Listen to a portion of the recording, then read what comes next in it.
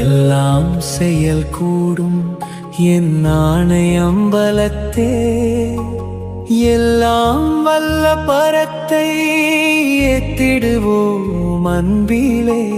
மனிதன் திறமையாலோ மனத்தின் வலிமையாலோ நடப்பதில்லை வாழ்வினிலே, பரம் கருணை அருளாலே.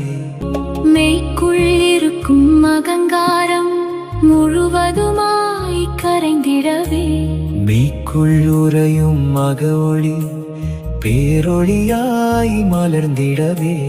பரத்தின் மீது நம்பிக்கையுடன் பயணித்தால் போதுமே, தேவையான அனைத்தும் தானாகவே அமையுமே.